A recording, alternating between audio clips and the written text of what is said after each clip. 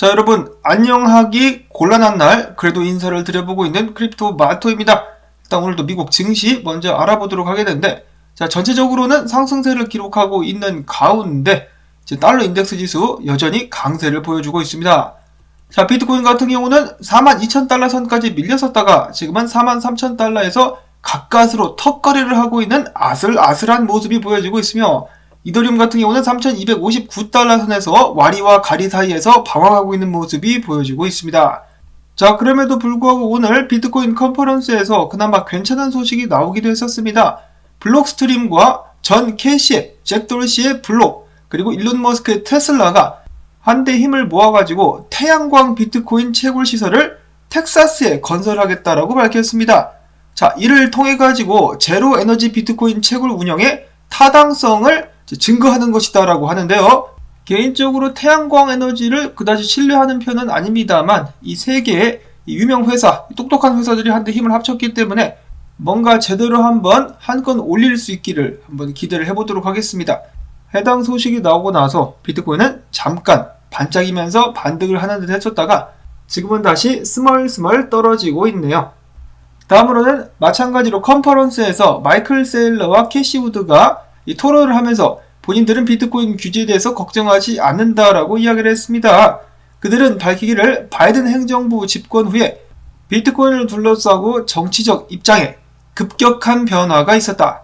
재무장관인 제닛 옐런이 SEC 위원장인 게리 겐세이로부터 혁신 및 암호화폐 유지 중요성에 대한 조언을 받았을 수 있다라고 이야기를 했는데요. 이건 좀 말이 안 되는 것 같은데, 게리 겐슬러는 비트코인 현물조차 승인하지 않고 있는 논팽이 같은 녀석이기 때문이죠. 정신 차려라 게리 겐슬러. 자, 그 다음으로는 호주 사람들은 앞으로 호주의 거래소 코인스팟을 통해서 비트코인 등 암호화폐로 차를 구매할 수 있게 될 것이라고 합니다. 아마 중간에서 호주 달러로 이제 바꿔가지고 결제를 도와주는 것 같죠. 자, 다음 소식입니다. 비트코인 가격이 하락세를 보이고 있음에도 불구하고 1년 이상 움직이지 않고 있는 도면 비트코인 숫자는 계속해서 늘어나게 되면서 사상 최고치를 이번에 갱신을 했다고 합니다. 존버들이 잘 버텨주고 있는데 비트코인 가격은 왜 떨어지고 있는 것일까? 바로 세력들 때문이겠죠. 어제 또다시 알 수 없는 지갑에서 코인베이스로 비트코인 무려 9,800개가 움직이는 모습이 포착이 됐다고 합니다. 설마 이거를 다 던지지는 않겠죠? 자, 그러지 않기를 바라보고, 자, 그럼에도 불구하고 어제 3위 고래 같은 경우는 비트코인 110개를 매입을 했다라고 하네요. 열심히 사고 있는 3위 고래. 자, 이렇게 상황이 심란한 상황 속에서 피터 브렌트 장난질을 또 하고 있어요. 자, 비트코인 상에서 레이저 아이는 무엇을 뜻합니까? 비트코인 강세 전망을 표현하는 캠페인인데요. 뭐 한마디로 비트코인 가지아라고 볼 수가 있겠습니다. 피터 브렌트 같은 경우는 사실 이전부터 레이저 아이를 굉장히 못마땅하게 여기면서 프로필 사진을 레이저 아이로 바꾸는 것을 조롱하는 듯한 글을 남기기도 했었는데요. 이번에 그는 이야기하기를 만약에 비트코인이 27,111달러까지 떨어지면은 내 프로필 사진을 레이저 아이로 바꾸겠다라고 하면서 뭐 조롱 비스무리한 그런 글을 올렸습니다. 불난 집에 기름을 끼얹는 것도 모자라가지고 레이저까지 쏘고 있는 피터 브렌트, 정말 얄밉습니다. 비트코인이 좀 힘을 내줘가지고 피터 브렌트의 코를 납작하게 해줄 수 있으면 좋겠다. 그런 바람을 가져보고 싶습니다만 지금 당장 비트코인의 모습은 좋아 보이지 않습니다. 바로 위에 있는 저항을 뚫지를 못해가지고 계속해서 흘러내리고 있죠. 좔좔좔 아이스크림 녹아가지고 흘러내리듯이 이 딸기맛 아이스크림이 시럽과 함께 흘러내리고 있습니다. 자, 그러면서 비트코인 지지선이 여기 있는데요. 42,450달러 구간에 지지선이 있는데 계속해서 지지선을 때리면은 어떻게 됩니까? 지지선이 약해져가지고 무너져 내릴 수가 있다라고 하죠. 저항도 마찬가지입니다. 저항도 계속해서 때리면은 매도벽이 얇아지면서 비트코인이 뚫고 올라갈 수가 있는데 지지선도 마찬가지다. 그래서 지지선을 계속 때리지 않는 선에서 잘 버텨주면서 올라갈 수 있어야 될 것 같습니다. 그렇게 하지 못한다면 42,000달러 선도 금방 무너지게 될 것이다 라고 분석가들이 입을 모아서 이야기를 하고 있습니다. 자, 비트코인 버텨야죠. 버텨야 됩니다. 그래야만 추가 하락 없이 최소한 횡보로도 할 수가 있을 텐데, 자, 이런 상황에서도 애처롭게 혼자서 계속해서 희망 회로를 돌려주고 있는 분석가들도 있습니다. 과거와 마찬가지로 지금 지지 확인만 잘 이루어지게 된다, 잘 버틴다, 그러면은 상승할 수 있다라는 것인데, 자, 비트코인이 어금니를 꽉 깨물고 잘 견딜 수 있기를 바라봅니다. 자, 그리고 이렇게 세력들이 비트코인을 팔 때 야금야금 다 주워먹는 새로운 사람들이 등장을 해가지고 세력들이 들고 있는 비트코인의 물량들도 좀 탈중앙화가 될 수 있으면 좋겠다라는 바람을 가져보고, 자, 그 다음으로는 어제 온두라스의 경제특구인 프로스페라라는 작은 섬에서 비트코인을 법정화폐로 받아들였다는 소식이 나오기도 했었는데요. 이어서는 포르투갈의 자치구인 마데이라라는 곳에서 마찬가지로 비트코인을 채택하고 있다고 합니다. 굉장히 이쁜 섬이죠. 나중에는 비트코인만 들고 가면은 여기서 관광을 즐기실 수가 있겠습니다.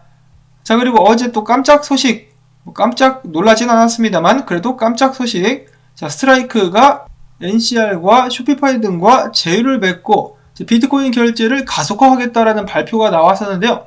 여기에 추가적으로다가 잭 몰러스 같은 경우는 미국 상원 의원인 비트코인의 이모 신시아 루미스 의원과도 비트코인 혁신에 대해서 함께 협의를 해오고 있었다라고 합니다. 앞으로 미국 여행 갈 때 달러가 필요 없다, 비트코인만 들고 가면은 전자상거래상에서 어렵지 않게 비트코인으로 결제를 하게 될 수 있는 날이 다가오고 있는 것 같습니다. 또한 이러한 라이트코인을 통한 비트코인 결제가 전자상거래 업체들에게도 굉장히 좋을 수가 있는 것이, 신용카드로 결제를 받는다 그러면은 비자나 마스터카드 중간에 수수료를 엄청나게 떼어간다라고 하죠. 근데 스트라이크를 통해 가지고 라이트닝 네트워크로 결제를 받을 때 수수료가 없다라고 합니다. 그렇기 때문에 이 가게를 운영하는 입장, 이 서비스를 제공하는 입장에서도 라이트닝 네트워크를 통한 지불은 환영할 만한 것이다 라는 것을 알 수가 있겠고요. 지금 보시면은 유명한 짤 윌 스미스가 싸대기를 때리는 장면, 스트라이크가 비자에 싸대기를 날려주고 있습니다. 자, 이런 식으로다가 비트코인 결제가 한 발자국씩 앞으로 나아가고 있습니다. 자, 그리고 또한 지금 현재 비트코인을 보유한 사람들은 전 세계 시민들 비율의 1.34%밖에 되지 않는다라고 하네요. 여러분들은 상위 2% 안에 들어간다라는 것입니다. 비트코인 투자 절대로 늦지 않았습니다. 지금부터 차분하게 조금씩 모아간다라면 나중에 분명 좋은 결과를 기대해 볼 수 있지 않을까라는 생각을 해보고요.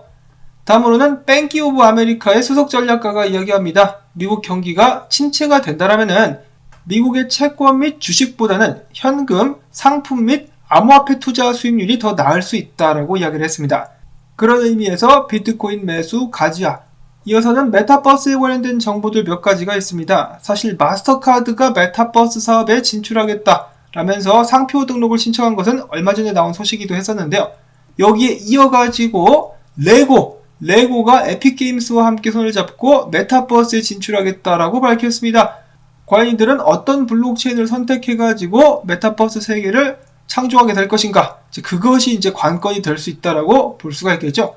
계속해서 추가적인 사항이 나올 수 있기를 바라보도록 하겠고, 다음으로는 코카콜라 역시 이제 메타버스에 진출을 하게 되면서 첫 번째로 가상 음료를 선보였다라고 합니다. 원하는 이는 모두 다 한 번씩 마셔볼 수 있다라고 하는데요. 되도 않는 소리를 하고 있어. 가상 음료를 어떻게 마시냐? 자, 그 다음으로는 테라가 UST 준비금으로 1억 달러 상당의 아발란체를 구매했다라고 합니다. 이거 왜 이러나요? 준비금으로 비트코인을 사야지 왜 아박스를 사고 있나요? 도건 대표 왜 이러나요? 이러시면 안 됩니다. 비트코인 사주세요. 자, 그 다음으로 니어 프로토콜 같은 경우 최근에 어마어마한 3억 5천만 달러 상당의 신규 자금을 조달하는 데 성공을 하면서 가격을 급등시키기도 했었다라고 합니다. 베리 실버트 같은 경우는 디지털 커런시 그룹이 세 번째로 많이 들고 있는 암호화폐가 니어 프로토콜이다라고 하면서 니어 프로토콜에 대한 굉장한 기대감을 나타내기도 했었습니다. 자, 니어 프로토콜 과연 2022년도에 주인공이 될 수 있을 것인가? 2021년도에 루나, 솔라나 같은 애들이 100달러까지 급등을 하는 모습을 보여줬었는데요. 솔라나 같은 경우는 200달러 근방까지도 갔었죠. 자, 올해는 과연 니어 프로토콜이 한따까리 해줄 수 있을 것인지 사람들의 희망을 싣고 니어 프로토콜 열차가 출발하고 있습니다. 자, 이어서 노보그라츠와 함께 갤럭시 디지털의 공동 대표를 맡고 있는 제이슨 얼반시, 이더리움에 대한 강력한 지지를 보였다라고 합니다. 그는 뭐라고 했느냐? 이더리움이 빠르면은 2년에서 3년 안에 비트코인을 제껴버릴 것. 드디어 2인자가 지금 조직의 보스의 목을 따게 될 것이다 라고 이야기를 하고 있는데요. 그는 덧붙이기를 골드만삭스의 이더리움 간접 투자, JP모건도 이더리움에 투자를 하고 있죠. 그리고 지분증명 전환을 통한 ESG 준수, 암호화폐에 대한 기관 투자자의 선호도 등을 이제 감안을 해봤을 때 이더리움이 계속해서 가격이 올라가가지고 내가 봤을 때 올해나 늦어도 내년 1분기에서 2분기 사이 비트코인은 10만 달러 그리고 이더리움은 6,500에서 7,000달러까지 올라가게 될 것으로 예상을 한다. 그리고 결국은 이더리움이 쿠데타에 성공을 하면서 비트코인의 자리를 빼앗을 것이다 라고 이야기를 했습니다. 최근에 보시면은 업계에서 한따까리 좀 한다는 사람들, 라울파리 형님도 그렇고 이더리움의 강세를 계속해서 점치고 있는데요. 2.0이 안정적으로 출시만 된다라고 한다면은 정말로 이더리움이 비트코인 자리를 탈환하는 모습을 볼 수 있게 될지도 모르겠습니다. 다음으로 해서 이게 뭔 개소리인지는 모르겠는데 미국 로펌이 미등록 증권 판매 혐의로 유니스왑에 집단 소송을 제기했다라고 합니다.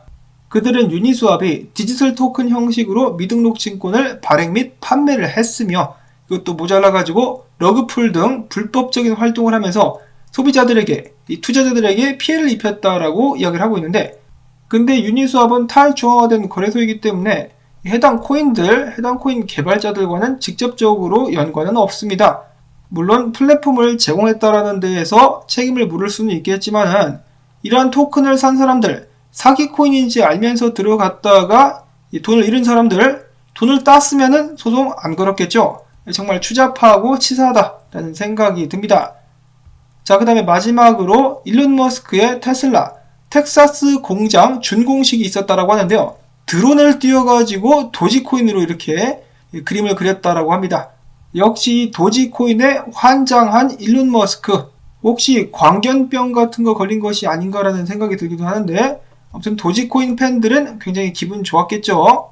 비트코인 채굴에도 이 테슬라와 협력을 한다라는 소식이 오늘 나왔었는데 언제쯤 테슬라가 다시 한번 비트코인 결제를 받아주게 될 것인가 한번 생각을 해보면서 오늘 영상은 여기서 마무리를 짓도록 하겠습니다.